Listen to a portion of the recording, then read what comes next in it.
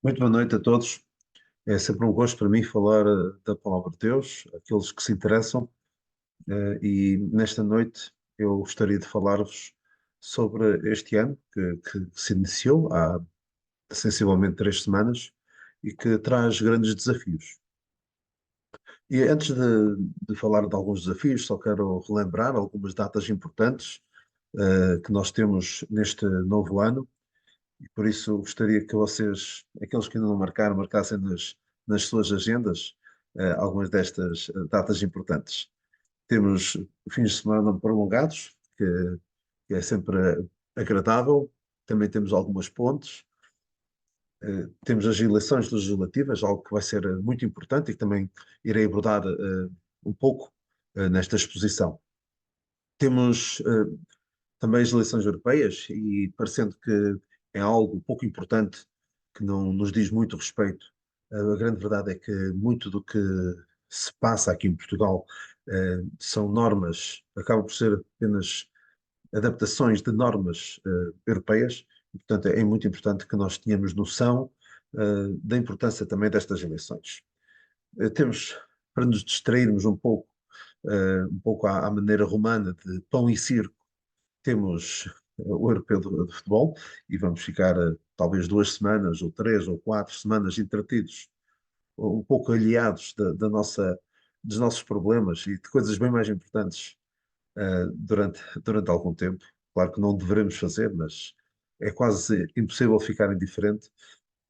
Temos os Jogos Olímpicos, que não têm tanto mediatismo, e também temos os Paralímpicos, um mês depois, em Paris.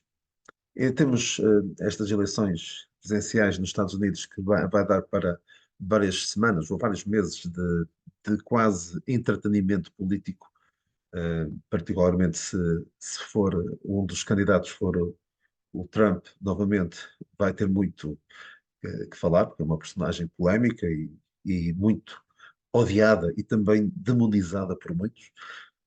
E pode parecer que não é muito importante, mas muito do que acaba por acontecer nos Estados Unidos chega cá a Portugal e, portanto, é algo que também devemos estar atentos. Eu costumo dizer, e provavelmente vou falar disso daqui a pouco, que eh, nós não temos provavelmente uma máquina do tempo, mas quase que diria que temos, porque se nós queremos viajar no tempo 10 anos para a frente, basta ir aos Estados Unidos. E se queremos saber o que se vai passar daqui a 15 anos, podemos ir particularmente ao estado da Califórnia, que é onde as coisas estão bem mais avançadas na sua degradação moral e espiritual. E temos, eu espero não estar a cometer nenhuma inconfidência, mas a Igreja Quinta de Conde estará a pensar numa conferência bíblica, porque que eles fazem de 3 em 3 anos e já vão para a 14ª Conferência Bíblica.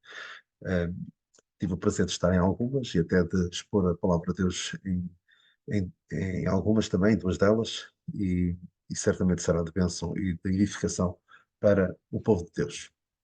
Nós temos para este ano de 2024 vários desafios, alguns políticos, como já falámos, temos económicos, tivemos o IVA zero que acabou recentemente, já não vamos ter o IUC a subir, mas há sempre dificuldades económicas, grandes lutas, e a Igreja deve estar atenta também a estas questões, porque algo que é muitas vezes esquecido e desconsiderado até é a importância de nós olharmos fazer bem a todos, mas principalmente aos domésticos da fé.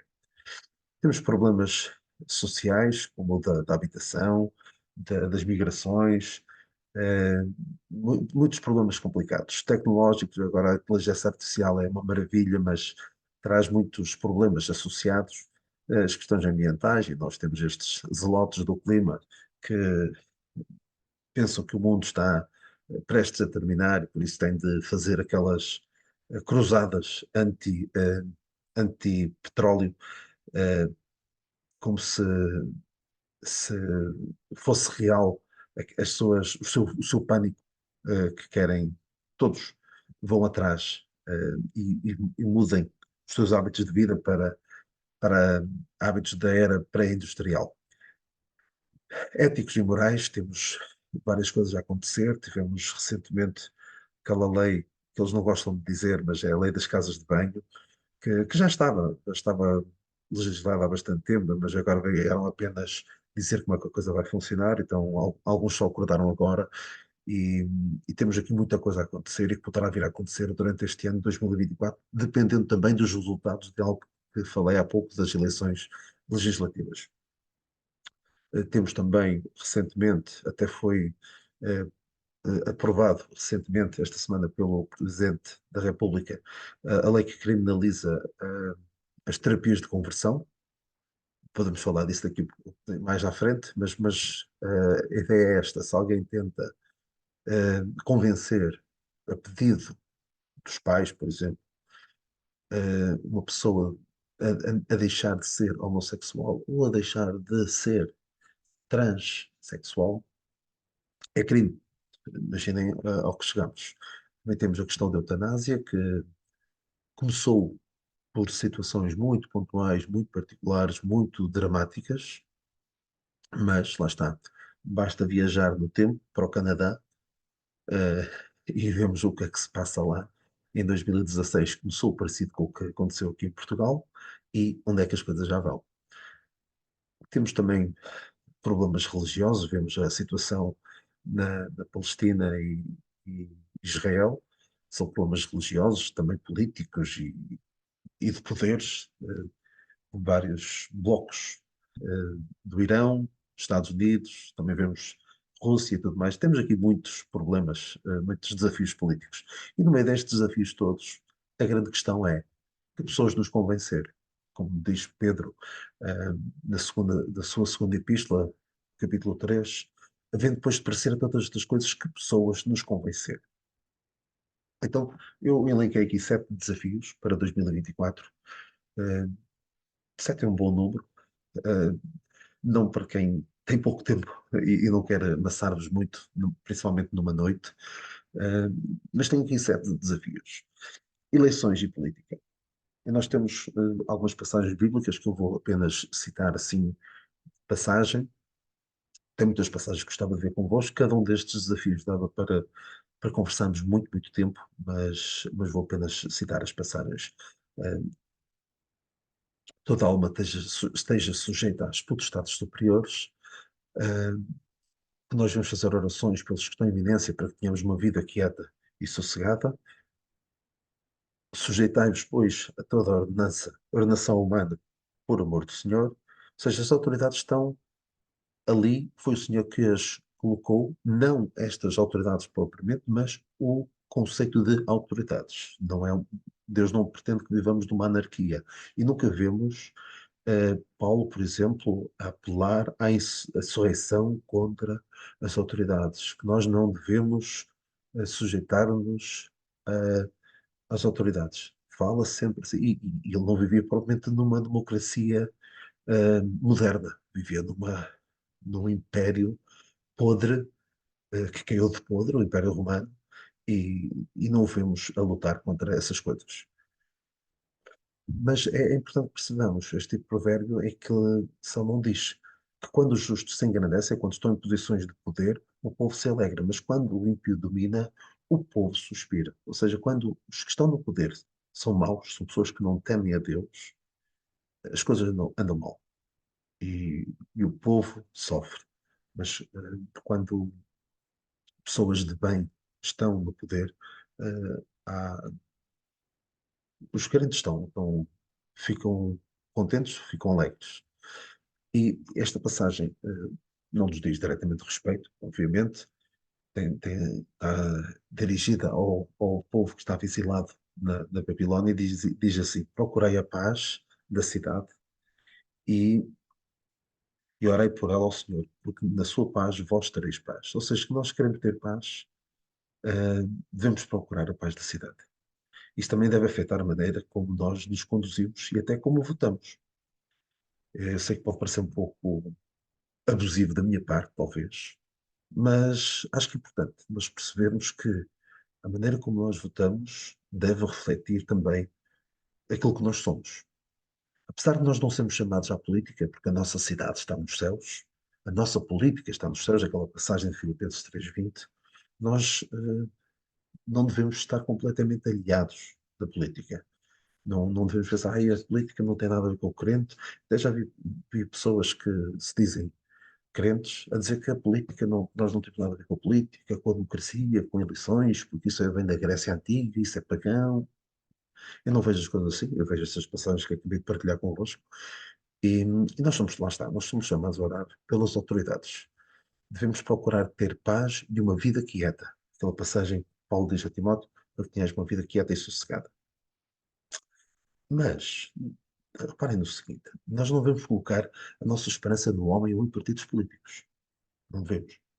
Eu tenho quase certeza que há 90 anos havia pessoas que estavam na Alemanha, se calhar até de cima de púlpitos, se calhar até em igrejas ditas protestantes, evangélicas ou o que fosse, a apelar à importância de votar no Adolf e no partido, penso que é Partido Nacional Socialista, penso que era algo assim, o partido dele, do Hitler, e se calhar houve muitas pessoas que puseram sua esperança naquele homem, porque ia restaurar a moral, a decência, uma Alemanha forte, como nos tempos antigos, e vem o que é que aquilo deu. Nós não devemos pôr a nossa esperança no homem ou em partidos políticos, mas, no entanto, devemos perceber que as opções não são todas iguais. Isto não é como diz alguém, a dizer que a política é toda igual. Isto era um ceguinho tirar um papelinho de dentro de um saco ou de um partido e, olha, desta vez governa este. E depois na próxima, tira o ceguinho, vai lá, tira um papelinho de dentro do saco e o papel que sair é esse que governa. Não, os partidos não são todos iguais. É importante perceber que as opções não são todas iguais. E pensemos, quem é que nos últimos 15 a 20 anos nos deu estas coisas todas? O aborto, o chamado casamento homossexual, a adoção por parte de homossexuais, a eutanásia, a autodeterminação de género, criminalização de terapias de conversão, entre outros. Quem é que nos deu isto? Vamos votar nestas pessoas só porque nos dizem, olha, vocês ao fim do mês vão receber um pouquinho mais, que se calhar depois vamos, já, isso vai afetar também o nosso IRS e se calhar não vamos receber tanto. Aquela gente, os políticos todos não nos dão nada sem esperar algo em troca. Portanto, em vez de votarmos com a carteira, como diz um irmão nosso, ele diz, há crentes que chegam às eleições e votam com a carteira. Nós não devemos votar com a carteira. Se votamos com algo, votamos com a Bíblia. Mas sempre tendo atenção, não pormos a nossa esperança no homem. Liberdade religiosa também está relacionado com o que acabamos de ver. Uma vez mais, nós devemos estar sujeitos às autoridades e é preciso preparar-nos para a possibilidade de padecermos, por sermos crentes. E se isso acontecer, somos bem-aventurados. Pode chegar à altura em que nós podemos ser confrontados com entre obedecer ou ceder. Obedecer a Deus ou ceder ah, aos homens. Ah, e a dada altura, Pedro e João foram proibidos de pregar o Evangelho e eles disseram: mais importa obedecer a Deus do que aos homens. E diz também: ah, os amigos de Daniel estavam sozinhos, sem Daniel. Daniel estaria ausente naquela altura, e o rei Nabucodonosor ordenou-lhes ordenou que todos se curvassem perante uma estátua que ele tinha feito. E todos se curvaram, menos estes três amigos de Daniel. E podem imaginar a situação em que estão todos em pé, foi dito: curvem-se. Todos vão curvar perante a estátua de Nabucodonosor. E quando todos se abaixam e três ficam em pé, dá para perceber perfeitamente que há três que ficaram em pé. Não, se fosse ao contrário, levantem-se todos. E eles ficavam sentados, não se notava.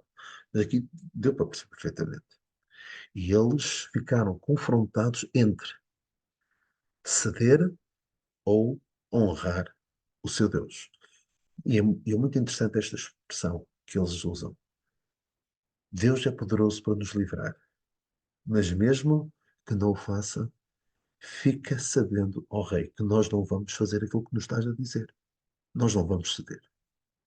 E Deus honrou a sua fé. Mas eles estavam preparados para a eventualidade de Deus não os, os, eh, os livrar. Deus não os livrou da fornalha, mas esteve com eles na fornalha. Que é essa promessa, podemos ter a certeza, podemos estar certos de que Deus vai estar connosco na nossa provação. E Daniel também foi proibido de orar a Deus, foi proibido de, de fazer qualquer petição que não fosse ao rei. E o que é que Daniel fez quando ouviu aquilo? Olha, se fosse o Daniel, o que é que eu fazia? Olha, vou orar, mas escondidinho, não digo nada a ninguém. Provavelmente faria isso. Porque o que é que Daniel fez? Como também antes costumava fazer. Um homem extraordinário. Não é uma passagem bíblica, mas recomendo vivamente que observem, vejam este vídeo, particularmente quem souber inglês, que ouça este vídeo do John MacArthur, um sermão que ele deu já em 2015, We Will Not Bow.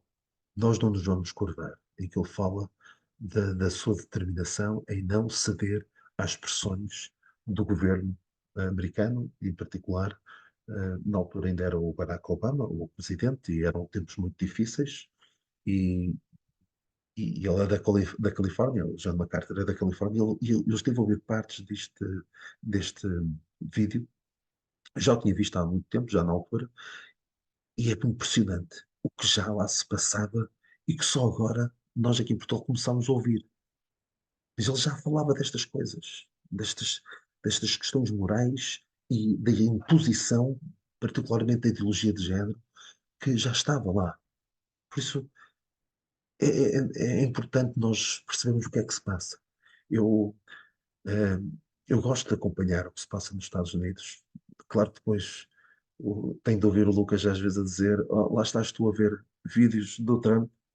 Eh, não é do Trump, não é na altura em que o Trump era presidente, claro que ele aparecia muitas vezes, mas não é pelo Trump, não sou particularmente fã da pessoa, apesar de achar que entre ele e as opções que foram postas à disposição dos americanos, era um mal menor. Era muito mal, mas era um mal menor. Mas é importante nós percebermos o que é que se passa para estarmos preparados, não levarmos com um impacto tão grande e para nos podermos ir preparando.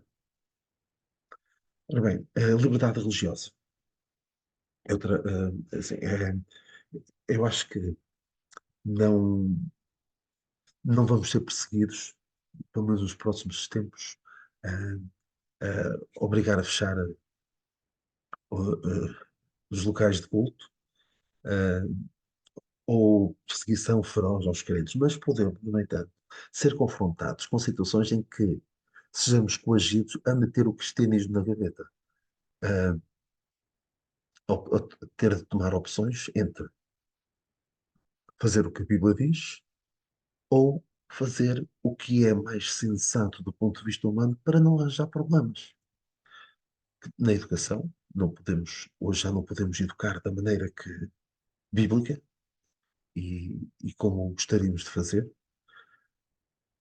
No ensino, há coisas que estão a entrar no ensino e que eu ainda vou conseguindo contornar. Também os meus filhos têm professores bastante compreensivos e não têm dificultado muito a vida, mas há pessoas que não, há pessoas que os professores fazem o que querem e os pais, se começam a colocar muitas objeções, podem arranjar problemas. Podemos chegar a situações em que pais que se recusam que os filhos participem em certas atividades podem ter problemas. Houve um caso muito mediático.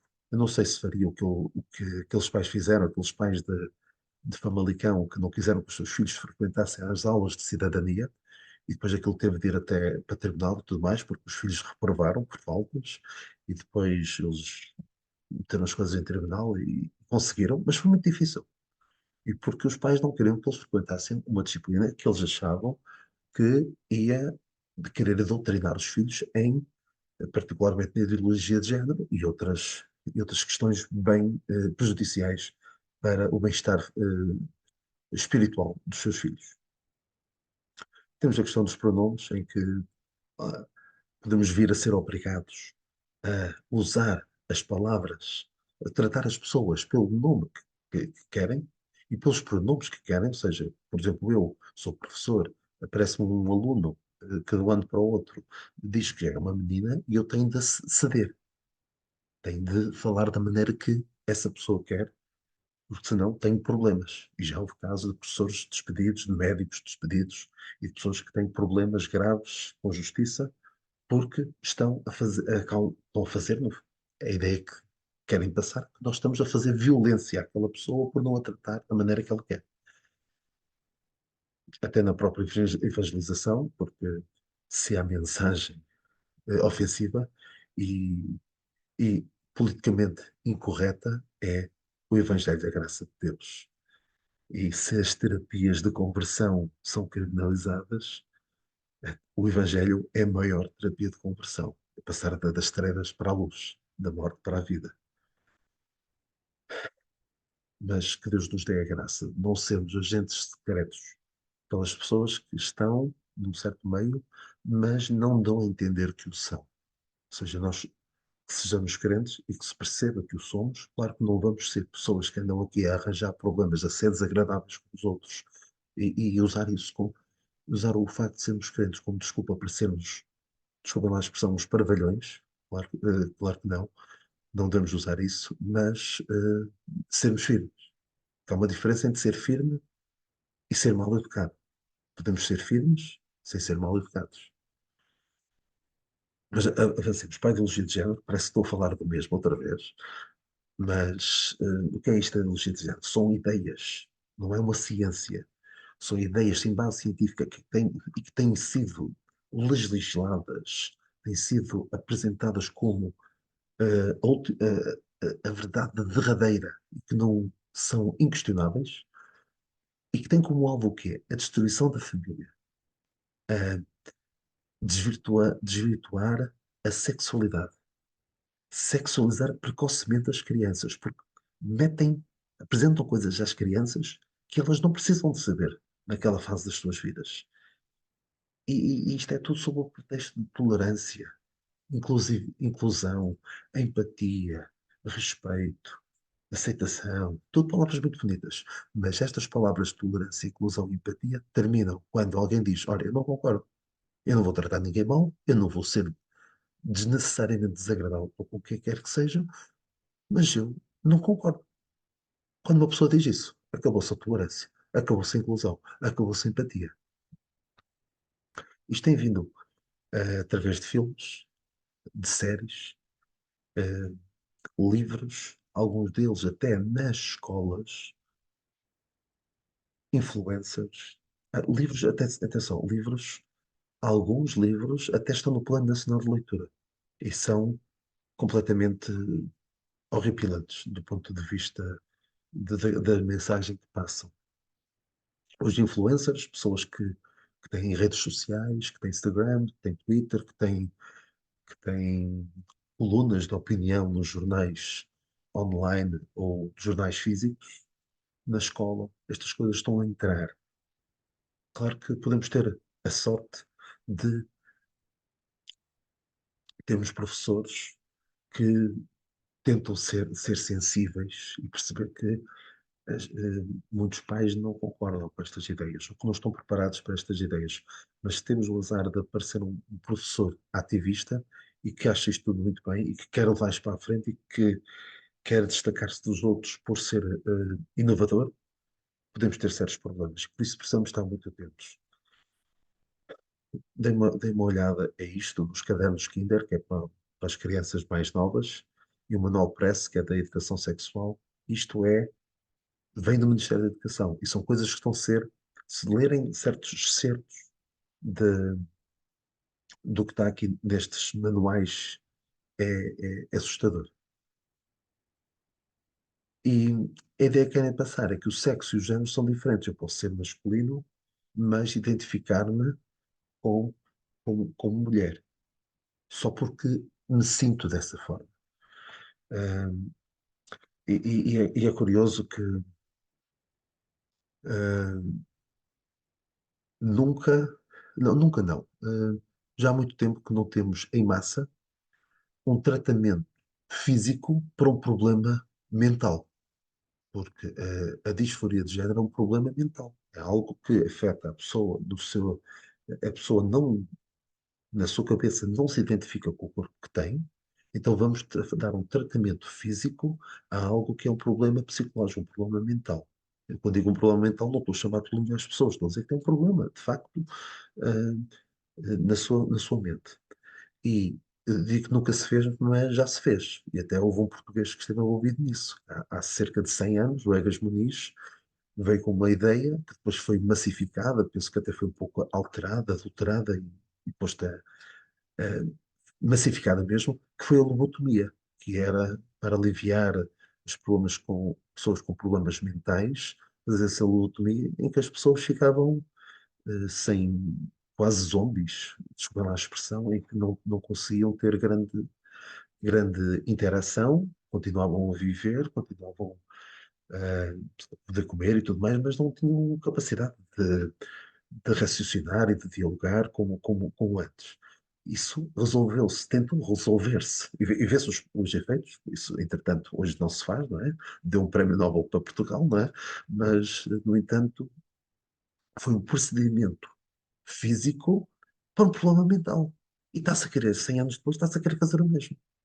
O que se dirá daqui a uns anos, quando se perceber a, a desgraça, a quantidade de vidas desgraçadas por causa destas práticas. Mas sabem uma coisa? Nessa altura, virá novamente o Estado, eh, o paizinho, que é o pai, que é o Estado. O que é que vem fazer? O pai, talvez o Big Brother.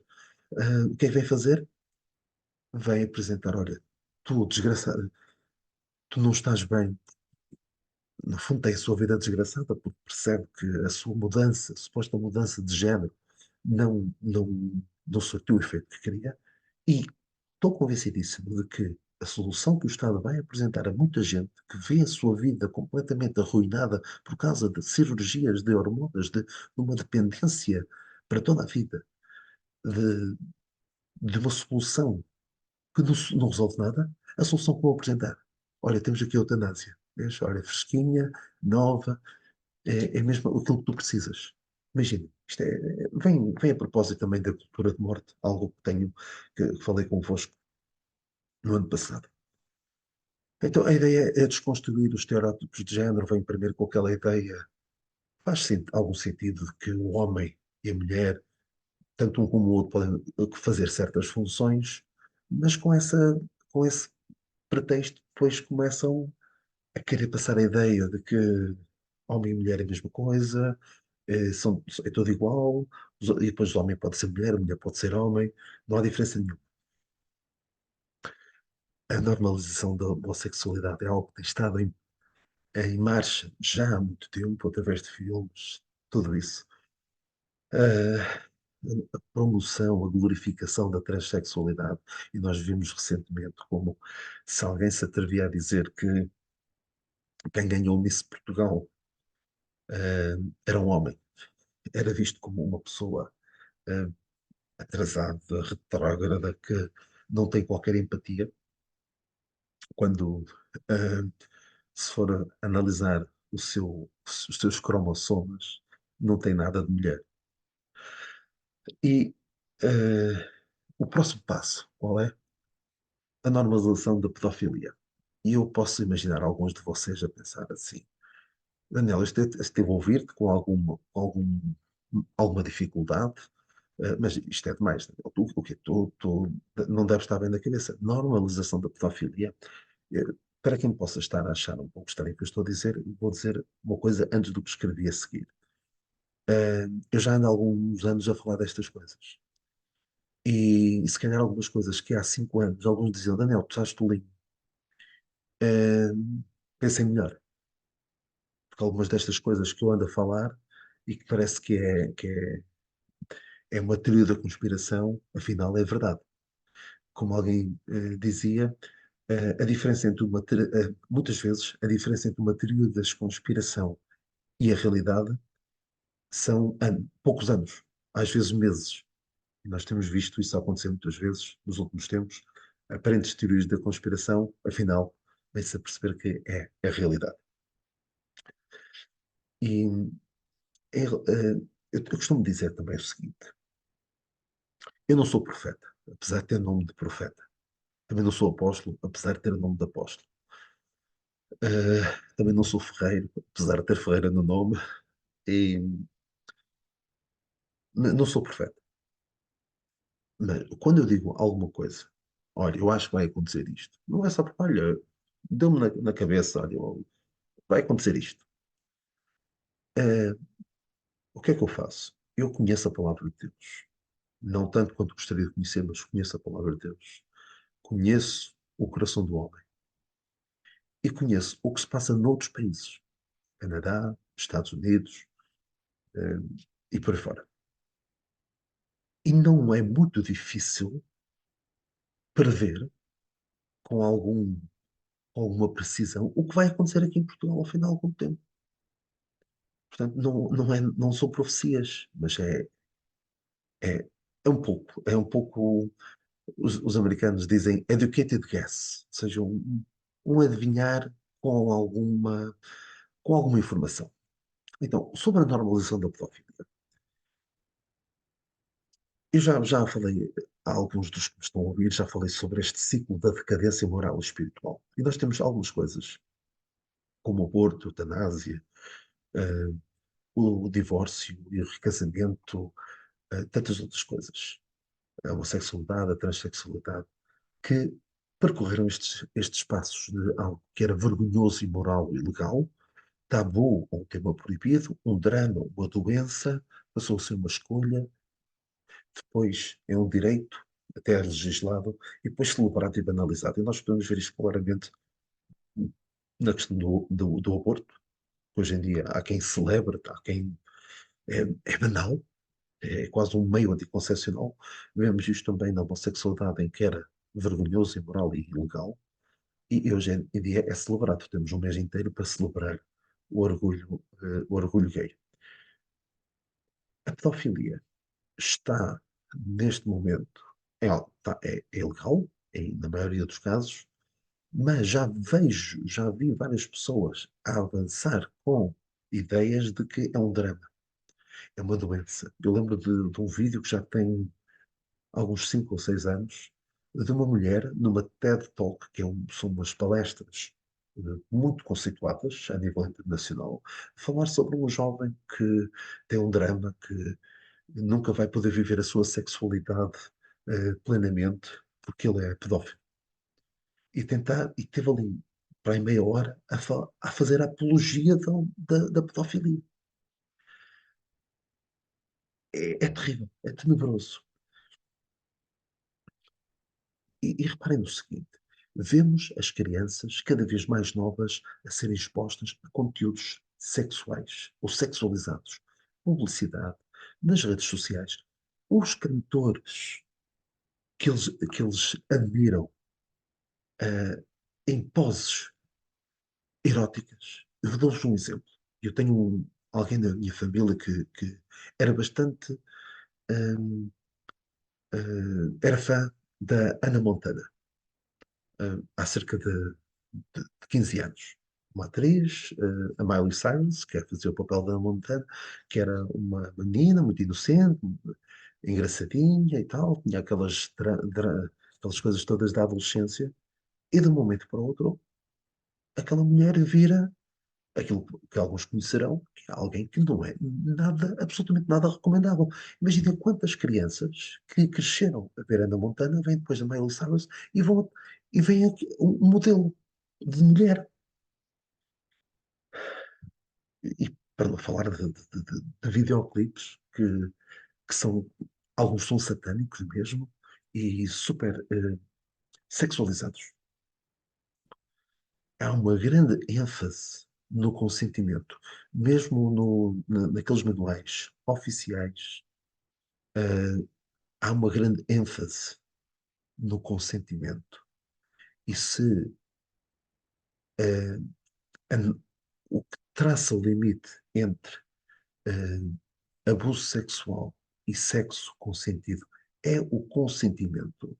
Não, entre abuso sexual e sexo que não é abuso. Se é o consentimento, cuidado. Se, olha, uma criança jovem de 16 anos com um adulto, ah, é consentido. Qual é o problema? Hoje em dia isso é ilegal, é pedofilia. Mas isto pode se ir movendo os limites e quando estão, nós não sabemos onde é que isto vai parar. Sabemos como é que começa, mas não sabemos como é que acaba. E temos visto muitas decisões a ser tomadas por menores. Nós vamos falar daqui um bocadinho de uma.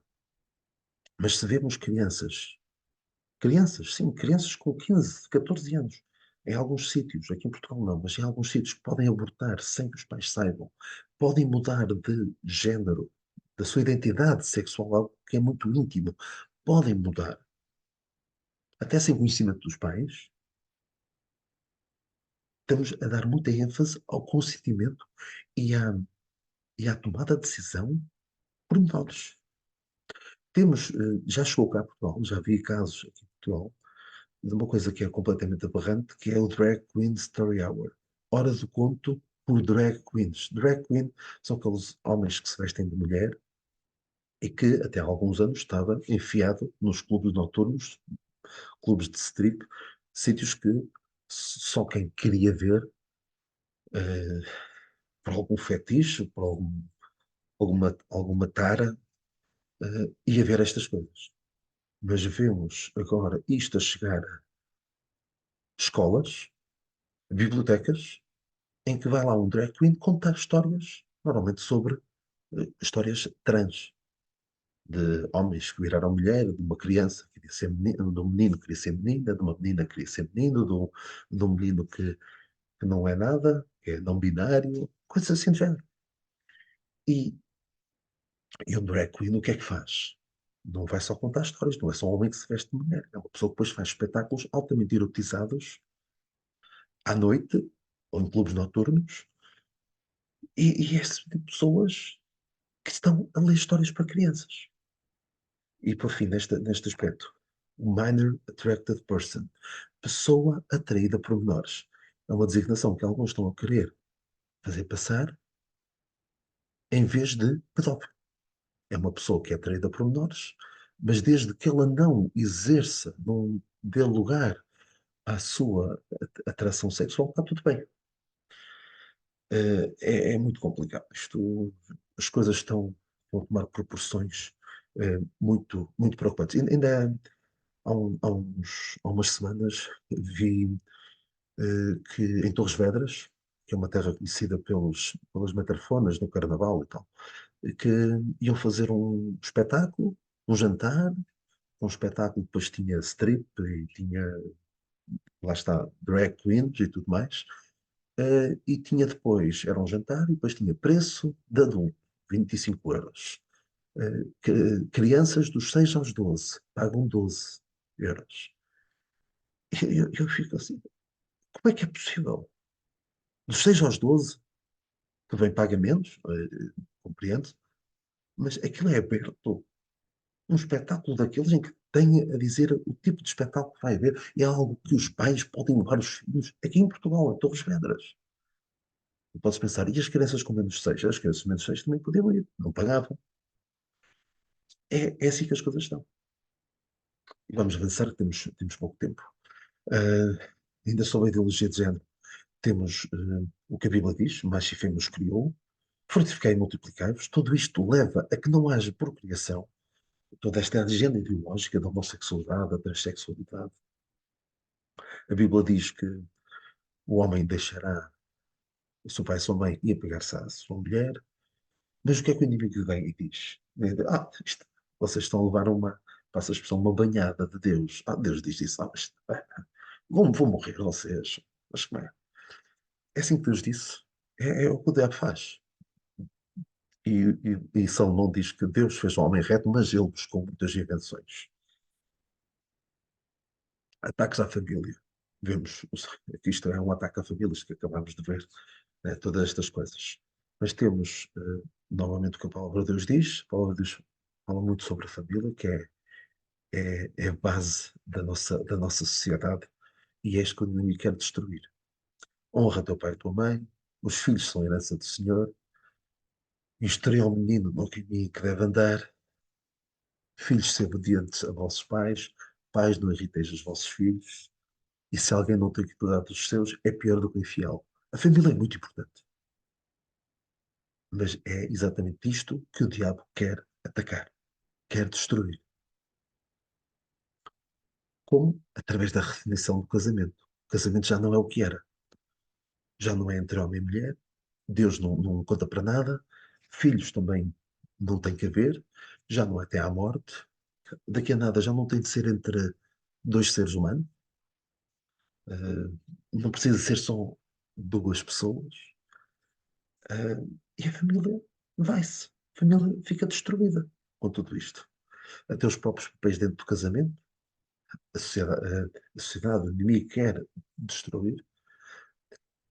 Algo que me incomoda bastante e que, atenção, eu percebo, atenção, eu percebo e não quero ser delicado para com ninguém. E não quero, passa a expressão, falar de cima da burra para ninguém. Mas há grandes perigos na indústria da procriação medicamente assistida, eh, em que, por exemplo, vou dar-vos um exemplo. O Cristiano Ronaldo, o primeiro filho que ele teve, o filho foi deliberadamente e já estava estipulado no contrato que ele fez com a mãe biológica dele, de retirá-lo à mãe. Isto é perverso. Isto não é, é criar uma vida já com o intuito de separá-lo da sua família, de quem o gerou. E está a acontecer onde? Novamente, Califórnia. Começou na Califórnia, vai passar para o resto dos Estados Unidos e depois chega cá. Consultas de fertilidade para pares homossexuais, em que dois homossexuais estão casados não estão, mas aos olhos da lei são um casal, não conseguem ter filhos, vão a uma consulta de fertilidade e dizem ao médico: olha, nós não conseguimos ter filhos. Eles, que surpresa, de facto, eh, não percebo porquê, vamos lá ver o que é que a gente consegue fazer. Olha, vamos, o que é que fazem? Arranjam uma barriga de aluguer, tratam de arranjar alguém que se disponha a doar óvulos, e que depois criar uma vida, através da procriação medicamente assistida, muitas vezes criam, que é um processo caro, criam vários embriões, vidas humanas já geradas, e depois às vezes ficam lá congelados. Uh, não direi para sempre, mas ficam congelados. E às vezes são descartados, porque querem uma menina, vem uma menina, não querem uma menina de olhos azuis ou o que seja. Portanto, os outros ficam de parte. E muitas vezes são descartados. Isto é perverso. Os pais são muitas vezes desautorizados, porque querem que os filhos tomem decisões sem consultar os pais. E isto preocupa-me grandemente. Isto chega aqui a Portugal num instante em que os pais não são tidos nem achados nas decisões que os seus filhos tomam, por exemplo, na escola, em relação à sua identidade de género. Eu já tenho ouvido pessoas a defender, nomeadamente uma senhora da Associação de Mães e Pais pela Liberdade de Orientação Sexual, é uma associação Amplos, em que uma senhora, uma psicóloga que está à frente dessa organização, diz que se uma criança vai para a escola e diz que quer ser tratada não pelo seu sexo biológico, mas por um género que ela própria define e com o qual se identifica, se ela não se sentir à vontade para que os pais saibam disso, os pais não têm nada que saber, porque vai-se criar um sofrimento adicional àquela criança. Pois onde é que já se viu isto? Isto é desautorizar a família, é destruir a família. E eu estou convencido de que a legislação como está hoje,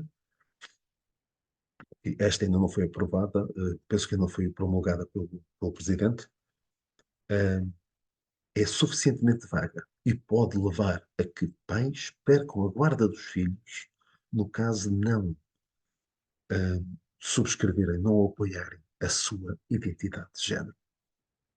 Não se admire, não se admirem se chegarmos lá. Precisamos estar muito, muito atentos aos nossos filhos, ou que os nossos filhos aprendem na escola, falar com eles. Porque a Bíblia está cheia de exemplos de homens de Deus que fracassaram tremendamente na questão dos filhos. Três exemplos. Eli falhou com os filhos. Samuel viu, falhou com os filhos. David viu e falhou com os filhos. Mais um exemplo. Salomão viu e também falhou com os filhos. Uma desgraça. E homens de Deus. Eli, Samuel, David falharam redondamente com os seus filhos. E tenho de avançar rapidamente, porque já estou há muito tempo e não vos quero amassar muito mais. Três últimos desafios para 2024. Compromisso com a Igreja. Uh, Epáfras, é dos vossos. Arquipo, dizia Arquipo, atenta para o ministério que recebeste do Senhor. Somos membros uns dos outros. Isto fala da importância da Igreja, de estarmos firmes, estarmos comprometidos verdadeiramente com a Igreja. Será que a Igreja sabe que pode contar comigo? Será que podem dizer, olha, Daniel é dos vossos, é dos nossos? Ou, olha, eu nem sei se posso contar com ele. Ele às vezes vem, às vezes não vem. Uh, é melhor não contar com ele. Será que é isso? Cumpro o ministério que recebi no Senhor? Ou sou um mero assistente na Igreja? Porque o conceito bíblico correto não é assiste na Igreja. Se forem ver o que é que Paulo diz de Febe, em Romanos 16, nos primeiros versículos, Febe, a qual serve na igreja que está em Cencreia.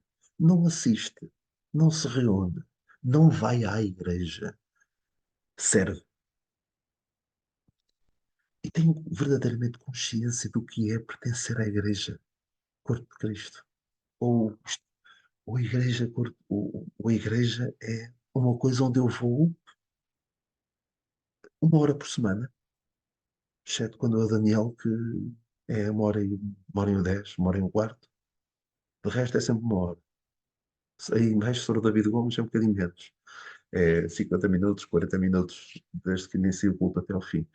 Ah, será que é isso? É uma coisa que eu vou e está feito. Está cumprida a obrigação semanal. É que sabe uma coisa, os nossos filhos vêm e depois não nos admiremos. Se eles perceberem como é que se joga o jogo de ir à igreja. Será que eu oro pelos meus irmãos? Visito-os? Preocupo-me com eles? Sou cedo aos cultos? O que é que me leva a faltar à ceia do Senhor? E eu não quero ser insensível para com ninguém, nem quero ofender ninguém, mas vou fazer a pergunta. E atenção, eu volto a dizer, eu sou provavelmente a última pessoa que poderia falar disto, mas falo, não é mesmo? Outros que falam, olha, gostaria que outros falassem da ceia do Senhor, mas eu vou anunciar a palavra de Deus em várias igrejas, e em quase todas, ou todas, eu procuro estar para a ceia do Senhor. E é impressionante a quantidade de pessoas que se dizem crentes, e que eu creio que são crentes, e que sistematicamente só vão à reunião de pregação do Evangelho. E em quase todas é apenas meia hora mais cedo. E quase que eu posso ouvir o Senhor dizer: nem meia hora pudestes falar comigo. Os discípulos adormeceram porque foi uma hora, mas nem meia hora de estar a celebrar a coisa mais extraordinária que alguma vez alguém fez por ti. O Senhor é tão importante para mim, estou tão grato a Deus pelo que Ele fez por mim, que os meus irmãos reúnem-se todas as semanas, meia hora mais cedo, até nem complicam muito a vida porque é só meia hora. Não, e eu não sou capaz de estar. Eu não vou dizer a nenhum de vocês, tu tens de ir à cedo. Não vou dizer isso.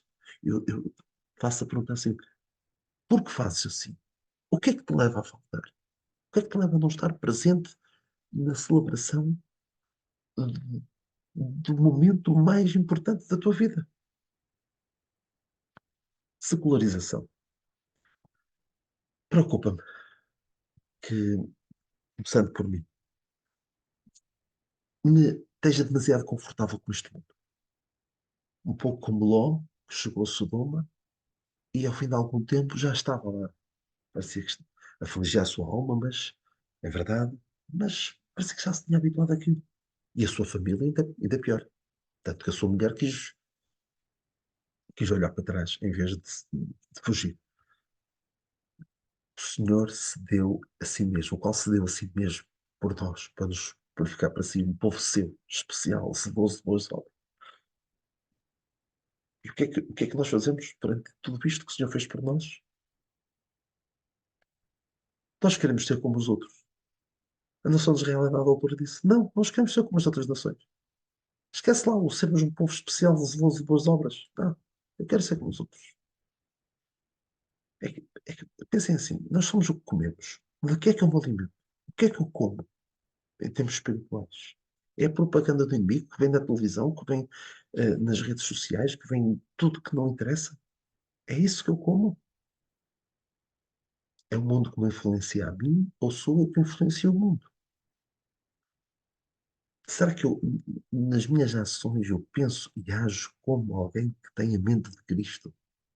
Nós temos a mente de Cristo. Naquilo que eu faço, eu ajo de que maneira? Por fim, o mais importante, se não tens uma relação com Deus, estes desafios todos podem ser interessantes, mas nada valem se não tens uma relação com Deus. É o desafio mais importante de todos, porque é importante nós conhecermos o Senhor. E também é importante que Ele nos conheça, porque uma coisa é eu dizer que o conheço, outra coisa é ele dizer que me conhece. Eu te conheço, eu te remi e te tomo pela tua mão, diz o Senhor numa passagem. É que é diferente de dizer que eu o conheço. Eu sei que a obra já eh, vai longa, mas vou fazer aqui só uma pequena ilustração de 30 segundos. Imagina que eu vou ao Palácio de Belém, vou a Lisboa, vou ao Palácio de Belém, digo, olha, eu quero falar com o Presidente. E, e quem está na entrada diz, olha, isto não é assim, não pode chegar aqui e dizer que quer falar com o Presidente, isto tem de ter marcação, e ele tem de dar autorização e tudo mais. Eu digo, mas eu conheço. Ele diz, o meu amigo, em Portugal toda a gente conhece. Aliás, até estudos estatísticos bem fiáveis dizem que 90% dos portugueses não só o conhecem, como já tiraram selfies com ele. Portanto, isso dizer que o conhece isto qualquer um diz. Agora, imaginem que eu estou ali num bate-boca com os seguranças, com as pessoas que estão ali na entrada, e o presidente está no jardim e vê-me e diz: olha, Daniel, olá, então estás bom, olha, deixa-me entrar, deixa, eu conheço. É totalmente diferente eu dizer que conheço o Senhor e ele dizer que me conhece. Porque alguns dizem que conhecem o Senhor, mas não conhecem verdadeiramente. São daqueles a quem o Senhor terá um dia de dizer: nunca vos conhecia, apartai-vos de mim. E é a única forma de o conhecer verdadeiramente e dele me conhecer a mim como seu filho é apropriar-me da sua maior dádiva, a dádiva da salvação que nós podemos ter pela fé no Senhor Jesus Cristo, na obra redentora do Senhor Jesus Cristo. Mas nós que já conhecemos o Senhor, o que é que temos que procurar fazer? Conhecer. Nós conhecemos, devemos prosseguir em conhecer o Senhor. Deve ser esse o nosso desejo, o nosso alvo da vida, conhecer mais. Será que este 2024 já passou quase um mês? Será que vou passar mais tempo em oração? Vou ler e meditar mais na Sua palavra? Vou ler a Bíblia no ano? Estou a tentar fazer isso novamente. Vou ao mesmo tempo tentar ler as epístolas de Paulo todas as vezes, todos os meses, uma vez. Para já ainda estou a conseguir. Uh, mas é importante lermos a palavra de Deus. Será que vou falar dele aos outros? Ou o Senhor é tão importante para mim que eu nem falo dele? tão, tão importante, tão importante, tão importante, que eu nem quero que mais ninguém saiba. Será que é assim? Será que eu vou considerá-lo em tudo o que faço, em todas as minhas ações? Tê-lo em conta em tudo o que faço? Aquela passagem do Colossenses diz tudo quando fizeres palavra ou por obra, fazei em nome do Senhor Jesus. E esta passagem de Provérbios 3,6 diz: reconhece em todos os teus caminhos, reconhece-o em todos os teus caminhos, considera-o em tudo quanto fazes, e ele endireitará as tuas veredas. Meus amigos e irmãos, temos aqui 7 desafios que devemos ter em grande conta para este ano de, de 2024. E que o Senhor nos dê a graça de que este ano 2024 seja o ano da vida do Senhor. Pode ser também o ano em que tu vais partir, em que eu vou partir. Não sabemos quantas pessoas já partiram este ano, partiram para a eternidade, muitas delas perdidas, e que no início do ano novo estavam cheias de planos para este ano. Planeavam, se calhar já tinham férias marcadas, já tinham exames nacionais para fazer no final do ano, casamento marcado, e morreram. Nós não sabemos. Mas que possa ser, se não for o ano da tua conversão, que seja o ano da tua conversão, eh, em que tu passas da morte para a vida. Mas temos estes desafios e não vai ser fácil. Mas se tivermos o Senhor do nosso lado, se tivermos uma verdadeira relação com Deus, será certamente muito mais fácil, muito menos difícil de, de, de vencer este ano de 2024. O Senhor nos abençoe e obrigado pela vossa atenção.